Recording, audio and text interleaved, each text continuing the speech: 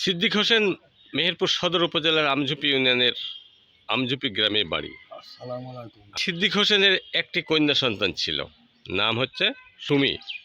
অনেক আদরের মেয়ে তার। সে পার্শ্ববর্তী গ্রাম খোকসা কদমতলা পাড়ায় মেয়ের বিয়ে দেয়। জামাইয়ের নাম হচ্ছে সেলিম। কিন্তু ভালো মতো সংসার প্রথম দিকে চললেও তাকে চরম নির্যাতনের শিকার হতে হয়েছে। এক পর্যায়ে এখন পর্যন্ত তার পিতা জানে না যে সে আত্মহত্যা করেছে না তাকে হত্যা করে তাকে আড়াতে ঝুলে রাখা হয়েছে। বিষয়টি এখনও তদন্ত চলছে।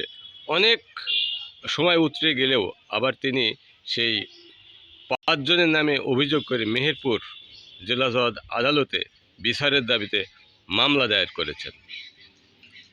আমরা এ বিষয়ে আরও বিস্তারিত জানব সেই সুমির বাবার সাথে, যে ঘটনার কারণ কি বা কীভাবে সুমি সে এইভাবে মারা গেল, পাশাপাশি মামলার সর্বশেষ অবস্থা কী। আমার আমঝুপি গ্রাম 6 নম্বর ওয়ার্ড চদ্দারপাড়া মাঠপাড়া। আমার একটাই মেয়ে, আমার নাম আবু সিদ্দিক। খোকসা কদমতলা পাড়ায় বিদিয়েছেন, জামাইয়ের নাম সেলিম। বিদেয়ার পর্যন্ত আজ পর্যন্ত তাকে বারণ গ্যাস থেকে শুরু করি মাছ চাল ডাল সমস্ত কিছু আমি গ্রহণ করেছি। তারপরেও তার সে গালাগালি নিয়ে অন্যায় অত্যাচার, তার 2 বোন মারা ধরা করায়, জামাই সব সময় গালাগালি করে ন্যায়ভাবে। আমি নিয়ে যাই মেয়ে 5 বলে আব্বা আমি এই সংসারে থাকি। মেয়েটা কীভাবে মৃত্যু হইল না হইলে আমি কিছু জানতে পারলাম না। এবং যেদিন মেয়ে মরছে 8 তারিখে, ওই রাত্রে ওই ছেলে মালি আমার জামাই সে পাকা দিয়ে বাড়ি মারা আছে। তারপরে কি দেখছি আমরা মৃত্যুবরণ করি, সে টানানি অবস্থায় আছে। এই নিয়ে সারা দেশ বেশি হই মানে সবাই মুখে একই বল ওই জামাই ফাঁসি চাই। আমি রাষ্ট্রপতি তারেক জিয়া রহমানকে আমি স্বাগতম জানাচ্ছি, জন্য আমি বিচার চাই এবং সুস্থ বিচার, সুস্থ শরীরের যদি তার সমস্ত কিছু বিচারের অধীন আমি চাচ্ছি। আপনার ওই মেয়ে কি যে বিয়ে হয়েছিল, তো ওখানে যে স্বামীর বাড়ি নির্যাতন হতো, এটা কি আপনাকে মাঝে মাঝে বলতেন? হ্যাঁ, আমাকে মাঝে মাঝে আমার ওয়াইফ বলতো যে তোমার মেয়ের ওপর অত্যাচার করছে। মেয়েকে জিজ্ঞাসা করলে বলতো যে না আব্বা নির্যাতন করে না, আপনি টেনশন করেন না, মেয়েকে নিয়ে থাকি। আচ্ছা। তার পেটের একটা মেয়ে আছে, আমি দীর্ঘকাল থেকে তাকে সিজার পর্যন্ত সমস্ত কিছু টাকা খরচ দিয়েছে। তার আজ পর্যন্ত কোনো গুণাগোষ্ঠী মেয়ের 11 বছর থেকে 12 বছর বয়স হয়ে গেছে, আজ পর্যন্ত তারা কেউ খোঁজ খবরটাও নেই আমার না। এখন আপনি এই যে দীর্ঘ সময় হয়ে গেল আপনার মেয়ে যে মারা গেল, তো এই ব্যাপারে কি আপনি অভিযোগ করেছেন বা মামলা করেছেন কিনা? হ্যাঁ, আমি অভিযোগ করি যে এতদিন তাকে থাকলাম, সে হয়তো আপোষ মীমাংসায় আসলো না। সে হুমকি দেখায় যে তার বাপ কী করতে পারে আমি দেখে নেবো, 10 লাখ টাকা আমি কোর্টে গিয়ে দেবো, ফাঁসিতে ঝুলতে হয় কোর্টে গিয়ে ঝুলবো। আচ্ছা। আর আমি আজকে 10 তারিখে একটা মামলা ওই ম্যাজিস্ট্রেট কোর্টে দিয়েছি। আচ্ছা। তদন্ত চলছে। আচ্ছা। বুঝছেন, আচ্ছা আচ্ছা। এই হলো ঘটনা।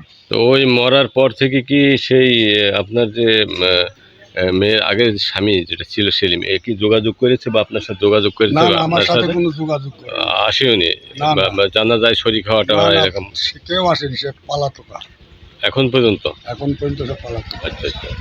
তো এখন সব মিলে আপনি এই যে একটা বিরাট ঘটনা, এখন মেয়ে হত্যা না আত্মহত্যা, এই বিষয়টা তো অবশ্যই তদন্ত হচ্ছে বা হ্যাঁ, হবে, তদন্ত তো হচ্ছে। তদন্ত হবে।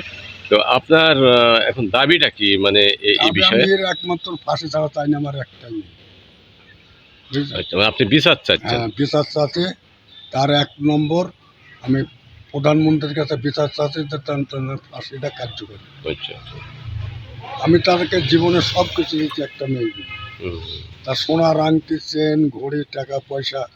সে একবার বিদেশে গিয়ে পালি, তাও সেখানে টাকা দিয়েছি 1.5 লাখ। তারপর ফের দিয়েছি 50,000। এটা গ্রামের ওই আপনার ওর নামটা কি বাবলু সাক্ষী আছে টাকা দেওয়া। তাহলে আপনি মোট কয়জনের নামে আসামি 5 করেছেন? জনা করেছি, 5 2 জনকে বোন আসামি করেছেন। আর ও ছোট ভাইয়ের বউর সাথে পরকা। এই আচ্ছা গ্যান্দামে আচ্ছা। মোট 5 জনকে আসামি করেছে। হ্যাঁ সুপ্রিয় দর্শক, একজন ক্ষুদ্র মাংস ব্যবসায়ী সিদ্দিক আমজীবিত বাড়ি, তিনি তার একমাত্র কন্যা সন্তানকে হারিয়ে এখন পথে পথে ঘুরছে বিচারের আশায়। আসলে হত্যা না আত্মহত্যা, আমি এখন কত বছর পূর্ণাঙ্গ করতে তদন্ত হলেই সঠিক রহস্য বেরিয়ে আসবে। আর সংসার জীবনে একটি মেয়ে কখন আত্মহত্যা করে, কেনই বা আত্মহত্যা করলো, এর রহস্যটাই বা কী, বিষয়টা আসলে তদন্ত হওয়া দরকার। এভাবে আমাদের দেশে মেয়েরা চলে যায় না ফেরার দেশে, পিতা হয়ে যায় সন্তানহারা, পাগলের শিশু মতো হয়ে যায় তার মা হারা। আমরাও আশা করি যে সঠিক রহস্য উদ্ঘাটন করে হ্যাঁ এর সমাধান করা হোক। হ্যাঁ